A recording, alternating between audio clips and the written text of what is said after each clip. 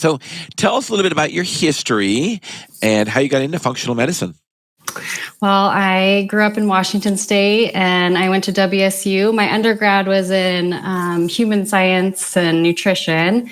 And so I graduated and became a registered dietitian. So I worked and had a passion in health and wellness and grew up doing gymnastics and cheerleading and sports. So as I was practicing as a dietitian, I just saw like a huge gap in people's health and lifestyle. And of course, my training as a dietitian at the time was very, food guide pyramid based. And I was like, oh man, there's got to be more than, counseling on these little tidbits of nutrition and behavior change. So I decided to go back to school to become a PA so that I could have a broader scope of practice, which at the time you think, a broader scope of practice, I can prescribe medications now and also educate on nutrition and different things. And so I went to PA school through the University of Washington.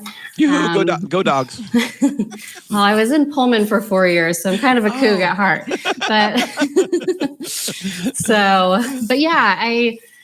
My husband and I got married and we were up for going on an adventure after I graduated PA school. We were living in Spokane at the time, so I kind of applied all over. And we actually ended up in Alaska on the Kenai Peninsula.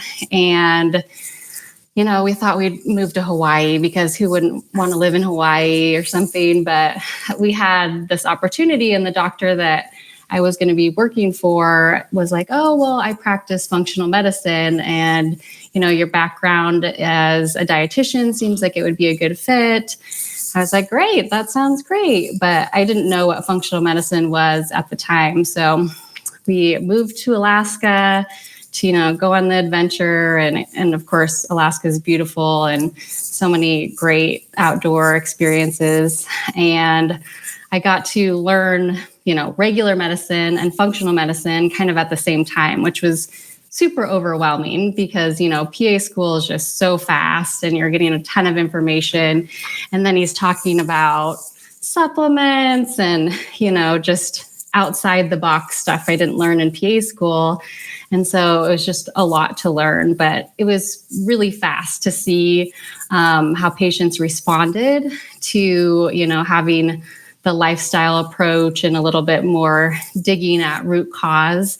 And I fell in love with it. And I just learned and did lots of different conferences through different functional medicine organizations. And then mostly just experience over the last 10 years working with patients has evolved a lot. And of course, the interest, as you guys have probably experienced in functional medicine, is grown, and just integrative health and holistic health and really taking charge of your own health is super exciting. Yeah, absolutely. And it's, I think it's kind of the future of medicine. I think, when you look at a lot of what's going on in our healthcare system, traditional treatments are just not working. And I'm not saying they're not necessary. I mean, Janet and I are two pharmacists. We understand that. But, when you look at our healthcare system, people are sicker than they've ever been. Right. Mm-hmm. Right. It's interesting, in the paradigm, it used to be mostly, a lot of patients see, all their doctors and specialists and get all the testing and they're fine or normal or within normal limits. And they're still feeling sick and tired and, not living their best life. So it's exciting to be able to give them hope and, sometimes just kind of the motivation and lifestyle tools to really feel better. And I see it all the time. And it's interesting because, I always talk to people about simple symptoms like headaches, and we have a paradigm for, treating headaches or migraines.